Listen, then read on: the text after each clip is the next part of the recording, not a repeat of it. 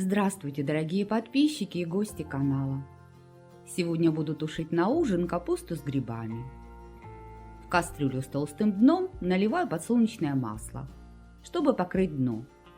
Примерно 3 столовые ложки. Все продукты я подготовила заранее. В разогретое масло добавляю нарезанный кубиком лук. Вес лука 230 грамм. У меня это 2 луковицы. И пассерую лук до мягкости. Добавляю 200 грамм натертой моркови. У меня это 2 моркови среднего размера. Готовлю, перемешивая до золотистости моркови. Список необходимых продуктов оставлю в описании под видео и в конце этого видео.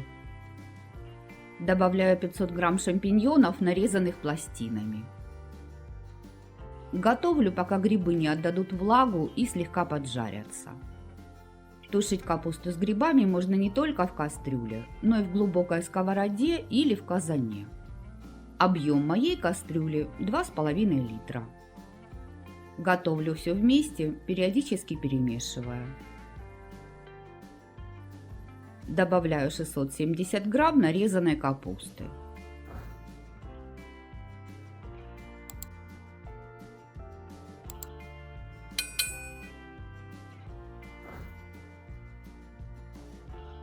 И добавляю еще немного подсолнечного масла, примерно 2 столовые ложки. Тщательно перемешиваю, накрываю кастрюлю крышкой и готовлю на медленном огне, периодически перемешивая, до готовности капусты. Примерно 20 минут. Если вы любите, то можете в капусту добавить лавровый лист и черный перец горошком. Я этого делать не стала.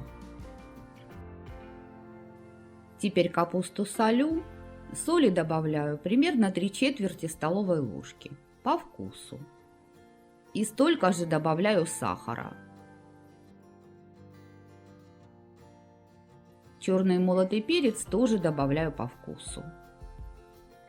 И по вкусу добавляю примерно 1,5 чайной ложки греческой приправы для овощей. Добавляю примерно 2 столовые ложки томатной пасты.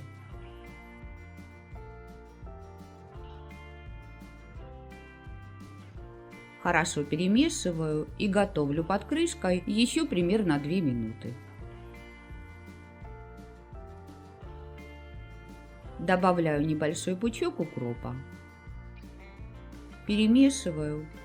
Капуста готова. Выключаю плиту. Вот такая тушеная капуста с грибами у меня получилась. Как видите, рецепт простой. Готовится капуста с грибами не очень быстро, зато получается вкусная и полезная. Думаю, что всем, кто бережет фигуру и следит за своим здоровьем, капуста с грибами понравится. Готовьте с удовольствием и приятного аппетита! Если вам было полезно это видео, то подпишитесь на канал. И не забудьте нажать на колокольчик. У меня для вас есть еще много интересных рецептов. А я на этом с вами прощаюсь. Желаю вам мира и добра. До новых встреч в новых видеорецептах. Пока-пока.